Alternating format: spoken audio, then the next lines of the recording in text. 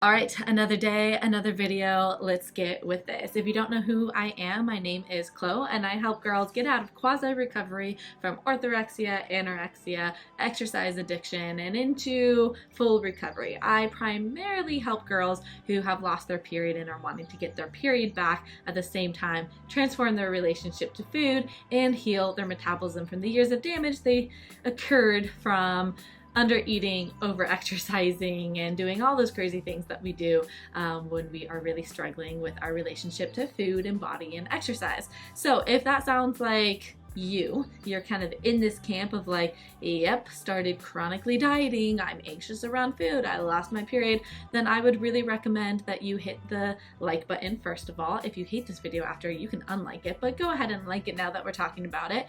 And then make sure you subscribe and you hit the little bell notification, because that's what will actually notify you when I do come out with a new video, which is every single Monday. And then on Wednesday, I come out with a little like podcast short. So like my favorite 10 minutes of each of my podcasts. If you want to listen to my full podcast, head on over to iTunes, Spotify, any place that you listen to your podcast, and type in the Feed Your Flow podcast. That's where I have authentic conversations about food and body and our relationship to it. So love the podcast. There's been some great guests on there.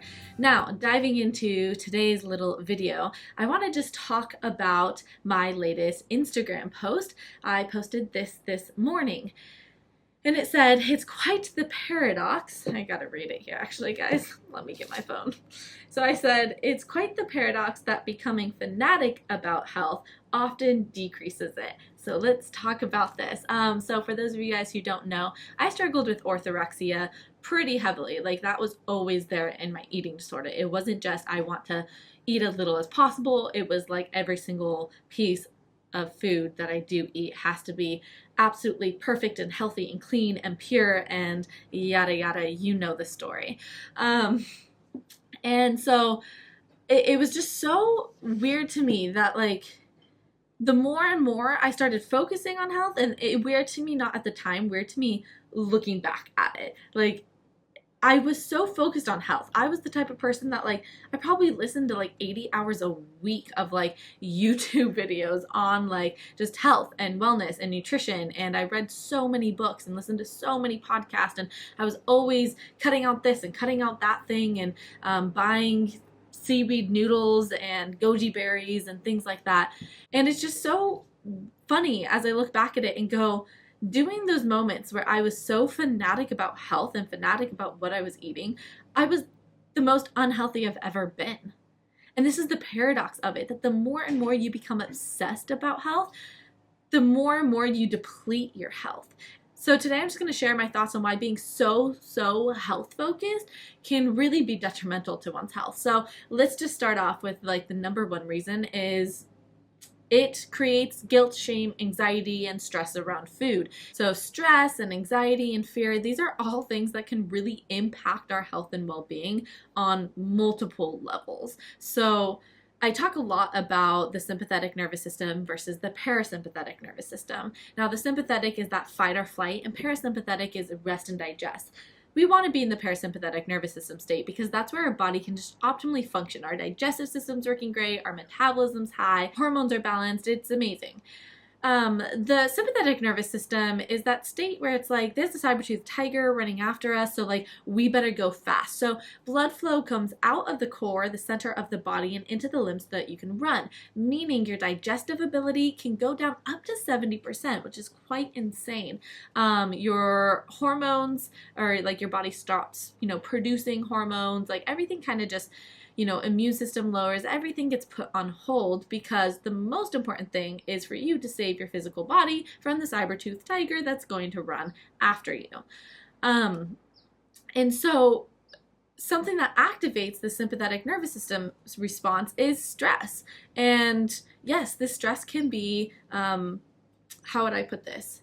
It can be thought-induced. So when you're just thinking a lot of stressful things like, oh no, I'm eating this yogurt, this is dairy yogurt, and I'm not supposed to have dairy, and dairy's bad, and now this is going to create mucus in my body, and blah, blah, blah, blah, blah. Okay, you totally just enacted the stress response. So now if you eat that food, your body's not going to be able to digest and assimilate it. And so that's going to negatively impact your health. But then also, even if you didn't eat the food, so even if you're like, oh my gosh, that's regular dairy, can't have regular dairy, nope, not going to eat this, you still just enacted the stress response. This is why I really try and get all my clients to be just like completely label free. I'm like, you need to love and accept all food and not have anything against food, because we're in a world where food's constantly around us. So if you are sitting here freaking out about hydrogenated oils and sugar, then it's like every 2 seconds when you're walking on the street, you see, pastries, you see cakes, you see hamburgers, you see French fries, you see all these things, and you're gonna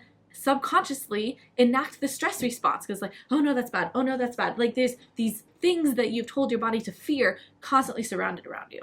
And so that's going to, again, put you in just the nervous system state that is not optimal for health and well-being and for a good metabolism, a good metabolic rate.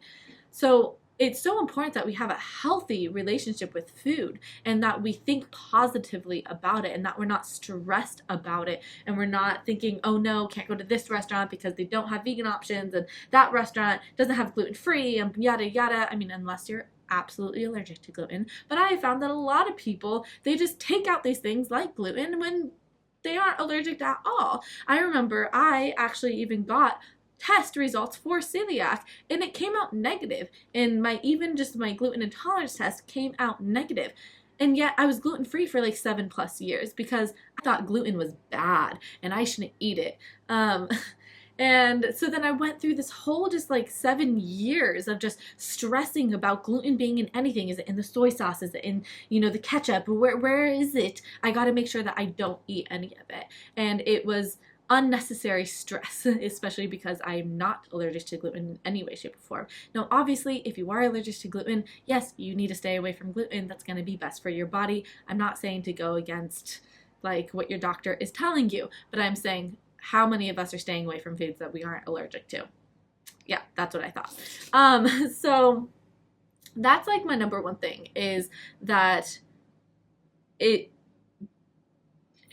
just takes up so much of your mental space and really creates a lot of stress. Now, my next reason for why, becoming fanatic about health is going to actually deplete your health is that when you are fanatic about health and you're so adamant about like, I can only eat these things, you can start to socially isolate yourself. Oh, they're going to that restaurant, can't go there. I'll meet you guys afterwards, or I'll just stay home tonight. Or, oh, there's, a birthday party. Well, I'm going to like bring my own Tupperware of food and not eat what everyone else is eating, which messes up the whole energy of everything. And so what happens is you start turning within, you start saying no to things. And loneliness, there's been so many studies lately showing the negative impact that loneliness has on our health. We are human beings that are designed to live in community and designed to be around others. And a lot of things can start to go awry when we start just like, hiding in our house and not seeing other people, not having those good, deep relationships, not feeling supported by other people, by the community around us. And eating is a way that we connect with others. From the dawn of time, we've been doing this, right? We all gather together for family dinner. We gather around the fire. We eat food. It's just something that we all do together, and it's something that helps us bond and connect with each other, or it gives us a reason to bond and connect with each other. And so when you start becoming fanatic about food, you start saying no to all these things. Also, it changes the energy with friends because you're all of a sudden saying like, oh no, that's bad, aka you're bad. How are you eating that? I'm superior than you. I'm holier than thou because I'm choosing to eat my steamed broccoli and like boneless, skinless chicken breast while you're choosing to eat pizza.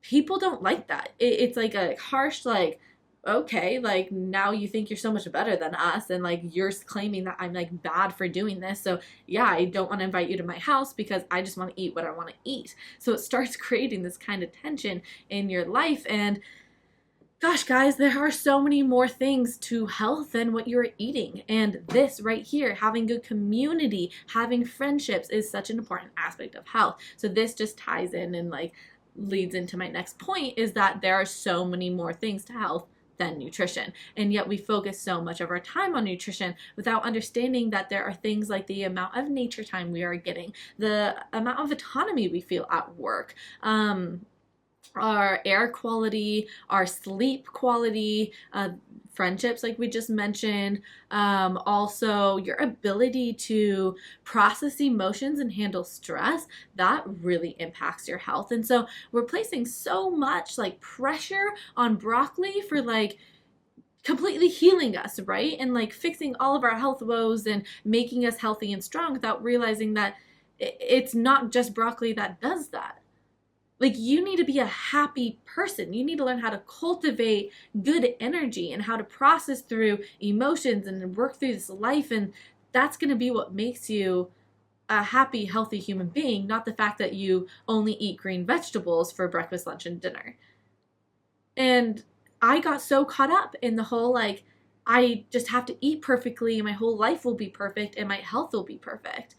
But again, that's not all of it. So you have to be doing the other work. You have to be really working on improving your health in all these other areas that really, really matter. If we look at the blue zones, which are these areas in the world that have some of the longest living people, so these centenarians, they're living to 100 plus years old. And one of the common things with these people is that they have a strong community. They do light movement every day. They're gardening, they're biking, they're walking, doing all that type of stuff. And they're out in nature a lot. They're relaxed. They're not living in a busy city, just running around back and forth all day, right? They're living in Sardinia, Italy, where they are drinking their glass of wine on their patio for their, 2 p.m. like siesta, right? So we can look at that and we can go, maybe there is more to this health thing than just nutrition. And maybe I need to take a look at my really stressful, anxious, busy, go, go, go, do type of lifestyle. And maybe I need to start working on learning how to slow down, how to meditate, how to breathe.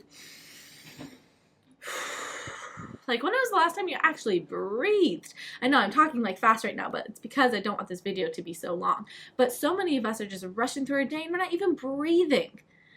Vitamin O, oxygen is so important, guys, and how many of us are absolutely depleted in it? Again, we're running around frantically at the grocery store. Oh no, can't have this. Oh no, can't have that. And this is bad and that's bad and blah, blah, blah. And we're going crazy. Okay, maybe this is why we have digestive issues. Maybe this is why we are continually numbing out via excessive exercise, because there's so much going on. And our body, to be healthy, needs calm. Gosh, it just needs calm. It just needs us to slow down. This was such a huge part of my recovery. It was learning to just step into, like, took my energy from here, so frantic and high all the time, to like, whoa. I'm feeling not low. It's grounded. It's not I'm feeling sad and depressed. It's I feel grounded. I feel calm. I feel peaceful. So there's a difference there. So if you want to be healthy, I recommend taking a big inventory of your life and what things you can do to start relaxing more, to start de-stressing. And heck, if that means you go and you eat a donut every Sunday morning with your family instead of running away, then yeah, guess what? That's now part of your health regimen. Do you understand? Do you understand now how it's like, it's not just about like, oh no, but that donut has hydrogenated oils and sugar in it. Like, okay, who cares? When it is putting you in that it's putting you in that parasympathetic nervous system state. It's building memories. It's having you connect with your family members. It's making you feel like you belong, like you're one of them. That's healthy. So this is why it's so hard for me to like look at food now and to be like, this is good and this is bad. Because I'm like, what? How is that possible when everything's in context and like there's no such thing as just like a bad food. Food has multiple purposes. It doesn't just have to be a nutritional thing. Like the other day, 2 days ago, I was driving home from San Francisco, so it's about like a 7-hour drive. And, technically Sacramento. Anyways, driving home from Sacramento, and we left late. It was like 4 o'clock and a 7-hour drive, so I was driving still at like 10:30, and I just got a new car, and so I did not want my sister to drive my new car because I'm afraid that she's going to like do something to it. So I was stubborn and I drove the whole way. So it was about like 10 o'clock, 10:30 at night, and we still had like an hour and a half to go. And I was like, oh my gosh, like I was getting to the point where I was just like, I'm so tired. I started blasting music. I like rolled down the window. I was like, I'm still tired. I was like, you know, I just need sugar. Like, I just need sugar. And so I had a little chocolate bar, the little RX chocolate bars, and I went and I had that, and I had some chocolate milk as well. And that gave me enough sugar to like kind of wake up and to like be alert so that I could drive. Now, was I hungry? No, we had actually just had dinner just like an hour before. Did I need that food because I exercised a bunch that day? No, I sat in the car for 7 hours a day. But what purpose did that food have? That food had the purpose of it woke me up. It like gave me that jolt of sugar, so my body's like, yes, okay, we're alert, we're here. So see how it's like food has a different purpose? So someone would be looking at that and being like, oh my gosh, you ate late at night, that's so bad for you. And I'm like, what? Stop it. Stop it with the weird rules. Your body's your body. You can eat at any time of the day, guys. Like, it's not like your digestive system just like shuts off and your body all of a sudden becomes a non-food digesting body at 10 p.m. at night. Okay, doesn't happen. If anything, especially if you're going through energy debt, eating late at night, especially right before bed, is so important and so great because it fills your liver with glucose so that you can actually sleep the whole night through. So this is why I don't like food rules. I don't like all these things that we like adamantly follow. I don't want to make this video too much longer, but this is just me ranting and sharing more about this post that I wrote. If you want to read what I wrote to this post, I highly recommend going to Instagram and following me, and you can read the whole caption there. I think I mentioned some other things in there. All my other posts are absolutely great. I have a ton of posts about weight gain and what I think about it here, and here. So make sure you go and you read those posts. I will see you guys in my next video, but only if you subscribe to the video. So make sure you go and subscribe. All right, bye lovelies.